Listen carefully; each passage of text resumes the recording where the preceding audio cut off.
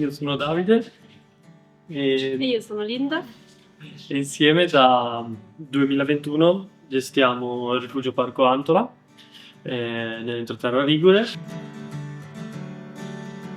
Partirei prima ancora di raccontarvi un po' cosa voglia dire vivere qua su, cercare di spiegarvi come siamo arrivati a questa scelta e dopo anni di girovagare, direi, in giro per il mondo, c'è stata la necessità di rientrare in Italia e quindi i piani che avevamo, che erano quelli comunque di continuare a stare all'estero, sono stati un po' stravolti all'improvviso. Nel rientrare le idee non erano le più chiare, la cosa chiara era quella che stavamo cercando un posto che potesse darci determinate cose, tra le quali il fatto di poter vivere e lavorare nella natura, che era quello che stavamo facendo ormai da tempo, e, e che ci potesse dare degli spazi personali e non solo, e di comunità anche, che ci rispecchiassero. Quindi a volte diciamo è nato tutto per caso, ma forse no, nel senso il bando poi è uscito abbastanza casualmente, ma la via era un po' intrapresa, direi. E quindi ci siamo ritrovati a fine 2021 a iniziare a gestire questo rifugio a 1460 metri sul livello del mare, che ha una serie di difficoltà, oltre a tantissimi pro, comunque fare un lavoro come questo ha al suo lato bello duro e primitivo, diciamo. Sì. Sì, diciamo che noi abbiamo iniziato d'inverno pieno a dicembre e lavoravamo in natura all'estero, abbiamo fatto tanto volontariato in natura, però non sapevamo cosa stavamo facendo. Cioè, noi siamo venuti qua e bello, viviamo in montagna, no, cioè subito è stato un mega shock perché ci siamo ritrovati qua comunque tipo senza la legna e quindi a dover cercare in giro legna, vabbè, da Dicembre, amici sì. a dicembre O che cercare di far legna a cercare di dicembre, far legna a sostanza. dicembre, c'era un freddo cane. Vabbè, poi in generale gestire una struttura è una cosa che non avevamo mai fatto perché abbiamo lavorato entrambi un pochino nel turismo, eccetera, però in posti completamente diversi. E quindi è stato un inizio con il botto, anche perché tra 2021 e 2022 c'è stata un'esplosione post-Covid di camminate, di amore per la natura e la montagna e quindi ci siamo ritrovati sommersi da persone, bellissimo, molto molto bello, però noi eravamo molto impreparati, però siamo sopravvissuti e questi primi mesi così intensi ci hanno formato, insegnato un sacco, molto belli. Sì, noi siamo arrivati che avevamo 24 anni, abbiamo iniziato a gestire il rifugio che avevamo 24 anni, ormai un po' di tempo fa. E sì, no, avevamo un'idea, anche parlando con i precedenti gestori, eccetera, di quello che poteva essere. Poi, come diceva Linda, per una serie di motivazioni, anche la peste suina, abbiamo iniziato e dopo 2 settimane è scoppiata questa cosa della peste suina, che subito sembrava un handicap incredibile. In realtà poi uno dei nostri sentieri principali era fuori dalle zone rosse e quindi la gente, non potendo camminare da nessuna parte, si è riversata in Antola, che è una cosa molto bella, però alla nostra età, a quell'età, senza un'esperienza di gestione di un posto come questo, è stato un inizio veramente bello intenso, che poi sicuramente ha dato i suoi frutti nel tempo.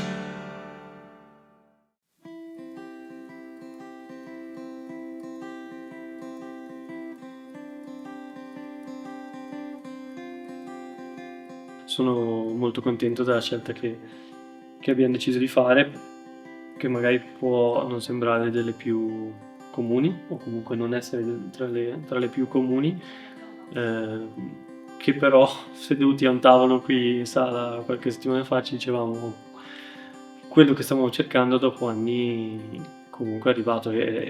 e oltre alla natura tutto ciò è fatto anche di persone. Dopo tanti anni ci si affiata con le persone con cui si lavora o che passano, e quindi si crea anche proprio una cerchia di persone che è fondamentale per poter lavorare in questi ambiti, secondo me. E quindi quello è poi quello è la cosa più grande, secondo me, che possa arrivare da un lavoro come questo, ed è anche quello che ti fa restare. Notiamo sempre un miglioramento, probabilmente perché diventiamo un pochino più esperti, e- però anche il posto ci rispecchia molto adesso, molto più che all'inizio, perché siamo riusciti a portarci tante cose, secondo me nostre, sia mie che sue, che delle persone che lavorano con noi. E quindi è sempre un piacere alla fine. Cioè, lavori, è molto faticoso, però cavolo.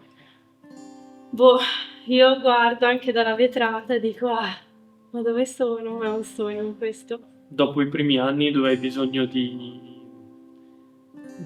capire una struttura così grande, capire come si gestisce, quali sono le problematiche, come poterle portare avanti, riesci un po' a inserire la tua personalità all'interno del lavoro. Solitamente un rifugio in montagna ha la via molto in un bel solco dal quale muoversi è difficile, perché in montagna si fa accoglienza ovviamente, si dà ristoro e questa è la base comunque del nostro lavoro, però una volta che riesci a uscire un po' da questa via, seppur seguendola, arrivano anche tante altre cose belle, quindi siamo riusciti a portare i nostri interessi sia a livello culturale che sportivo, educativo, di relazioni qui dentro il rifugio, che poi sono presentazioni di libri, spettacoli teatrali, eventi sportivi, eventi educativi con le scuole, con i bambini,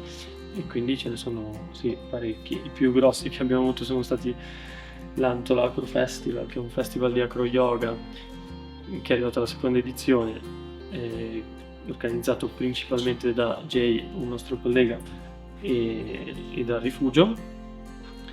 E poi la Traversata Ligure è un altro evento sportivo che diciamo conduce qui in rifugio partendo dal mare, che è sempre una cosa che a me personalmente, essendo appassionato di sport, è una cosa che mi ha sempre appassionato, quella di poter venire a lavorare, diciamo, partendo dal mare con le mie gambe, e quindi vederlo fare poi da così tante persone di altri posti d'Italia, che quindi magari non sono abituati a avere due ecosistemi così diversi, così vicini, e poter partire in giornata, arrivare in montagna a 1600 metri con le proprie gambe dopo essersi fatti una nuotata, è sempre una figata, e quindi anche quello è molto bello.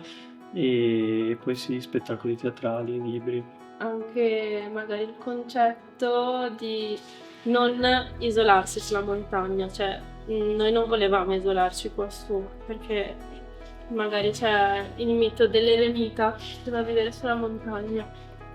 Invece noi volevamo portare persone qua in qualche modo, sempre nel rispetto dell'ambiente circostante. Prima di iniziare non sapevamo, no? Un'idea di flussi l'avevamo, ma non sapevamo quanta gente avremmo potuto attirare qua su, e quindi poi pensare che ci siano centinaia di persone che salgono per queste cose è una figata, e che magari arrivino da ovunque nel mondo. Noi abbiamo sempre girato tanto, essendoci fermati ci sta venendo un po' tutto incontro. Il mondo che viene qua. E quindi anche persone che ci danno una mano, che magari arrivano da altri continenti, poi passa, no, l'anziano che è solito vedere in Antola e dice, Parla in gergo. esatto, e trova un australiano e una persona, non so, dalle Filippine, un olandese, e dice, oh, wow, come sono arrivati in Antola?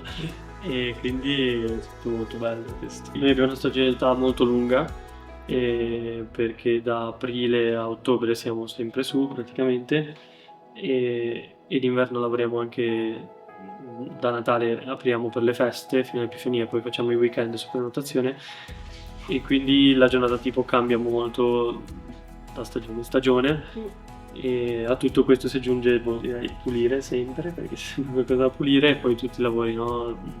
Sia di manutenzione che fare la legna, i lavori in esterna, eccetera, che su una stagionalità così lunga sono importanti. Sì. E Anche l'orticello. l'orticello Magari, è un tipo di rifugio che, seppur la quota sia questa, ha tante difficoltà che sono paragonabili a altri rifugi più in alta quota, e quindi tutta anche una gestione di provviste, di organizzazione di quel tipo che non è banale, e anche a livello, diciamo, energetico il rifugio si colloca proprio in quella parte di rifugi che, anche se siamo in Appennino, è definito come rifugio alpino, perché qui non arriva nessun tipo di rete, quindi non siamo attaccati né al gas, né alla luce, né all'acqua, e quindi tantissime delle difficoltà che ci sono qui sono le stesse che si hanno in altre zone montane. Le altotendenze non sono allacciate, non ci arriva niente qua su, quindi l'acqua la prendiamo da una sorgente che purtroppo è a valle, e quindi dobbiamo pomparla su, e anche lì dipende da una sorgente per noi molto bello, ma ti dà tutta una serie di attenzioni in più che secondo me sono anche fondamentali da trasmettere a chi arriva in rifugio, perché no, soprattutto con l'acqua siamo abituati a pensare che possa essere infinita, ma vivere in un posto dove effettivamente non lo è ti dà una consapevolezza veramente diversa, ed è giusto secondo me che chi lavori qui riesca a farlo passare alla gente. Il gas portiamo su bombole di gas, è una cosa semplicissima, e né portarle su né portarle giù, quindi da ormai 3 anni in realtà abbiamo installato anche un biodigestore, che è un impianto che produce biogas da scarti alimentari della cucina, e che noi utilizziamo per i mesi, diciamo, un po' più caldi, da maggio fino a chiusura.